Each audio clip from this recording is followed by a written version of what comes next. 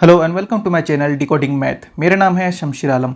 आज हम करेंगे क्लास 10th का एक्सरसाइज 1.2 का क्वेश्चन नंबर 1। इससे पहले मैंने आपको एक्सरसाइज 1.1 का सभी क्वेश्चंस करा दिए हैं। सभी वीडियोस के लिंक आपको नीचे डिस्क्रिप्शन बॉक्स में मिल जाएगा। एक्सरसाइज 1.2 यहाँ पर बहुत ही इंपॉर्टेंट हो जाता है क्योंकि ये क्वेश्चन हर सभी एग्जाम्स में यहाँ पर आता है और कम से कम ये 3 मार्क्स का यहाँ पर आता है। तो अभी हम एक्सरसाइज 1.2 का क्वेश्चन नंबर 1 देख लेते हैं कि हमें यहाँ पर क्या कह रहा है। क्वेश्चन नंबर 1 कह रहा है prove that √5 is a irrational numbers. यहाँ पे ये √5 है, लेकिन √5 की जगह आपको जो है कुछ भी मिल सकता है, जैसे कि √3, √5, √7, ऐसा कोई भी नंबर आपको मिल सकता है। तो इसे हम जिस मेथड से सॉल्व करेंगे उसी मेथड से आपको जो है क्वेश्चन को सॉल्व करना है। और एक बार में आपको क्वेश्चन नहीं आएगा, 2, 3, 4 बार आपको इसकी प्रैक्टिस करनी पड़ेगी। चलिए क्वेश्चन को यहाँ पर स्टार्ट करते हैं। सबसे पहले हम लिख लेंगे यहाँ पर सॉल्यूशन। इसमें हमें कहा गया proof that √5 is a irrational numbers. इसे हमें इरेशनल प्रूफ करने के लिए पहले 105 को रैशनल नंबर यहाँ पर मानना पड़ेगा। तो हम यहाँ पर मान लेंगे let 105 is a rational number. 105 को हमने यहाँ पर रैशनल नंबर मान लिया है। अब जब हमने इसको रैशनल नंबर मान लिया है तो हमें सबसे पहले पता होना चाहिए रैशनल नंबर क्या होता है। रैशनल नंबर वो होता है जो P/Q के फॉर्म में होता है, जहाँ पर Q जो होता है कभी भी 0 के इक्वल नहीं होता है। Q कभी भी 0 के इक्वल नहीं होता है। तो जब हमने यहाँ पर 105 को रैशनल नंबर माना है, ठीक है, 105 को रैशनल नंबर माना है, तो इसके बराबर में हम लिखेंगे एक रैशनल नंबर यानी A/B लिख लेंगे, क्योंकि P और Q की जगह मैंने A और B ले लिया है ताकि इसको सॉल्व करने में आसानी हो। इस तरफ मैं इसको मिटा देता हूँ क्योंकि ये मैंने जो है आपको समझाने के लिए लिखा था। हमने A और B लिया है। A और B यहाँ पर क्या है, एक को प्राइम नंबर है। तो इस तरफ हम यहाँ पर लिख लेंगे A एंड B आर को प्राइम नंबर। को प्राइम नंबर यहाँ पर कौन सा होता है, थोड़ा सा मैं आपको डिटेल में बता देता हूँ। जो उसका कॉमन फैक्टर सिर्फ 1 होता है वो को प्राइम नंबर होता है। एग्जाम्पल के लिए अगर हम लेते हैं यहाँ पर 2/2/3, तो इनका जो है कॉमन नंबर होगा, कॉमन फैक्टर होगा, वो सिर्फ यहाँ पर 1 होगा, क्योंकि ये दोनों नंबर जो है यहाँ पर 1 से ही डिवाइड होंगे। जैसे कि अगर 2 का फैक्टर्स यहाँ पर निकाल लेते हैं तो 2 का फैक्टर्स क्या होगा, 2 × 1 होगा। 3 का फैक्टर्स अगर हम निकालेंगे तो क्या होगा, 3 × 1 होगा। अब दोनों नंबर्स में देखिए कॉमन क्या है, दोनों नंबर्स में कॉमन 1 है। इसी से कोई भी दो नंबर आपको मिल जाए जिसका कॉमन फैक्टर 1 हो, वो को प्राइम नंबर होता है। ठीक है, तो ये को प्राइम नंबर है, इसको मैं अब यहाँ से मिटा देता हूँ। A और B यहाँ पर को प्राइम नंबर है। को प्राइम नंबर आपको समझ में आ गया है। अब हम इसको आगे बढ़ाते हैं, इसको सॉल्व करते हैं। B इधर डिवाइड में है तो उधर जाकर क्या हो जाएगा, मल्टीप्लाई में हो जाएगा। 105 एज इट इज़ रहेगा। B डिवाइड में है तो इस तरफ आके मल्टीप्लाई में हो जाएगा, तो इसे हम इस तरह लिख लेंगे, बराबर में लिख लेंगे हम यहाँ पर A। ठीक है, दोनों तरफ यहाँ पर स्क्वायर कर लेंगे। जो भी हम अपनी तरफ से करेंगे उसको यहाँ पर साथ के साथ लिखते हुए चलेंगे। जैसे कि हमने यहाँ पर स्क्वायर किया तो यहाँ पर लिख लेंगे स्क्वायरिंग बोथ साइड।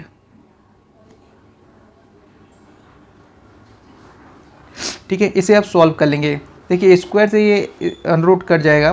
ठीक है, बचेगा कि यहाँ पर B बचा है तो बचेगा यहाँ पर B स्क्वायर। इस तरफ से A है तो A स्क्वायर यहाँ पर एज इट इज़ रहेगा। यहाँ पे B है और यहाँ पर 5B बचा तो यहाँ पर ये 5B बचा है, तो B स्क्वायर तो ये एज इट इज़ रहेगा। A स्क्वायर भी ऐसा ही रहेगा।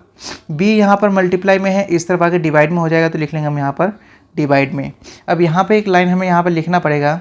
देखिए देख रहे A स्क्वायर को 5 क्या कर रहे हैं, डिवाइड कर रहा है, तो हम यहाँ पे लिखेंगे 5 जो है यहाँ पर डिवाइड कर रहा है, 5 डिवाइड A स्क्वायर। सो इसीलिए जो है 5 डिवाइड A। 5 जो है यहाँ पर A स्क्वायर को डिवाइड कर रहा है, इसलिए जो है 5 जो है यहाँ पर A को भी डिवाइड करेगा। एग्जाम्पल के लिए यहाँ पर थोड़ा सा हम जो है यहाँ समझ लेते हैं कि ये कैसे काम करता है। मान कर चलते A की जगह हमारे पास होता है यहाँ पर A की जगह हमारे पास यहाँ पे होता है 10, और उसका हम स्क्वायर कर लेते हैं और नीचे ले लेते हैं यहाँ पर 5। तो इसका 10 का स्क्वायर क्या होता है, 100 होता है। 10 का स्क्वायर 100 होता है, इसको हम 5 से डिवाइड करके देखते हैं। इसे हम 5 से डिवाइड करेंगे तो ये 20 पे पूरी तरह से डिवाइड हो जाएगा। उसी तरह से ये a है 10 है, तो इसको भी हम 5 से डिवाइड करेंगे तो ये 2 से पूरी तरह डिवाइड हो जाएगा। तो इसका मतलब ये हुआ कि 5 जो है a स्क्वायर को अगर डिवाइड कर रहा है तो 5 जो है यहाँ पर a को भी डिवाइड करेगा। इस तरफ की ये रफ काम को मिटा देते हैं। यहाँ पर a बराबर मान लेंगे अब, ये हमारा इक्वेशन जो है यहाँ पर 1 हो गया। यहाँ पर a बराबर मान लेंगे, a स्क्वायर बराबर यहाँ पर मान लेंगे 5c। अब हमने यहाँ पर 5c यहाँ पर कैसे ले लिया है, ठीक है। तो 5 से हमने कैसे लिया है, जैसे यहाँ 5 जो a स्क्वायर को डिवाइड कर रहा है तो किस तरह डिवाइड करता है, 5 ऐसे रहेगा और a स्क्वायर ऐसे रहेगा। अब जब ये इसको डिवाइड करेगा तो इस तरफ कुछ ना कुछ आएगा, तो इस तरफ जो भी नंबर आया है उसको हमने यहाँ पर c मान लिया है, ठीक है। इस तरफ जो भी नंबर आया है इसको हमने c मान लिया। 5 डिवाइड करेगा ये नीचे तो ये कैंसिल हो जाएगा, लेकिन ये वाला और ये वाला नंबर रह जाएगा। तो इसलिए जो हमने a स्क्वायर बराबर क्या माना है, यहाँ पर c माना है। तो c यहाँ पर क्या है, एक सेकेंड, c यहाँ पर है, c is an integer, c यहाँ पर एक इंटीजर है, ठीक है। इस क्वेश्चन को जो है इक्वेशन 1 से हम सॉल्व करेंगे। इक्वेशन 1 यहाँ पर हम एज इट इज़ लिख लेंगे। इक्वेशन 1 है बी स्क्वायर, a की जगह क्या है 5c है तो लिख लेंगे हम 5c बटे में 5 था तो लिख लेंगे यहाँ पर 5c a के ऊपर स्क्वायर है तो यहाँ पे भी क्या हो जाएगा, यहाँ पर स्क्वायर हो जाएगा। 5 इस तरफ मल्टीप्लाई में है तो इस तरफ आके क्या हो जाएगा इधर, सॉरी इस तरफ डिवाइड में है तो इस तरफ आके वो मल्टीप्लाई में हो जाएगा। तो इस तरफ हम आके कर लेंगे 5b स्क्वायर, इस तरफ रहेगा 5 का स्क्वायर करेंगे तो आएगा 25, c का हो जाएगा यहाँ पर स्क्वायर। 5 से यहाँ पर 25 कैंसिल हो जाएगा 5 टाइम्स में, इधर बचेगा सिर्फ b स्क्वायर और इस तरफ बचेगा 5c स्क्वायर। b स्क्वायर यहाँ पर एज इट इज़ रहेगा और c स्क्वायर यहाँ पर एज इट इज़ रहेगा। 5 यहाँ पर मल्टीप्लाई में है तो इस तरफ आगे क्या हो जाएगा, यहाँ पर डिवाइड में हो जाएगा तो लिख लेंगे यहाँ पर 5। अब यहाँ पर हम देख सकते हैं कि 5 जो है b स्क्वायर को डिवाइड कर रहा है, तो यहाँ पर हम सेम चीज़ लिख लेंगे 5 डिवाइड b स्क्वायर। इसीलिए जो है 5 किसको डिवाइड करेगा, b को भी डिवाइड करेगा, तो 5 डिवाइड b, ठीक है। क्योंकि वो a स्क्वायर को डिवाइड कर b स्क्वायर को डिवाइड करे तो b को भी डिवाइड करेगा। यहाँ से हमें मिल जाएगा इक्वेशन नंबर 2। हमें इक्वेशन नंबर 1 और 2 से क्या पता चला है, इक्वेशन 1 एंड 2 से जो हमें पता चला है कि 5 is a common factor of a and b। 5 जो है a और b का कॉमन फैक्टर है, यानी 5 जो है a और b दोनों को डिवाइड कर रहा है। जबकि शुरू में हमने माना था कि a और b को जो है सिर्फ 1 डिवाइड कर सकता है, यानी a और b जो यहाँ पर को प्राइम नंबर है और कोई दूसरा नंबर इसको डिवाइड नहीं कर सकता है। लेकिन जब हमने इसको सॉल्व किया, पूरे क्वेश्चन को नीचे तक सॉल्व किया, तो हमने पाया कि a और b को जो यहाँ पर 5 भी डिवाइड कर रहा है, या जो कि यहाँ पर गलत है, यानी कि रॉन्ग है। तो ये क्यों हुआ, क्योंकि हमने यहाँ पर गलत अजम्पशन कर लिया था। तो इसलिए हमने यहाँ पर लिखा है this contradiction is happen because of our wrong assumption, क्योंकि हमने यहाँ पर गलत मान लिया था कि √5 जो है एक रैशनल नंबर है, इसलिए यहाँ पर जो है एक कॉन्ट्राडिक्शन, एक विरोधाभास हुआ है।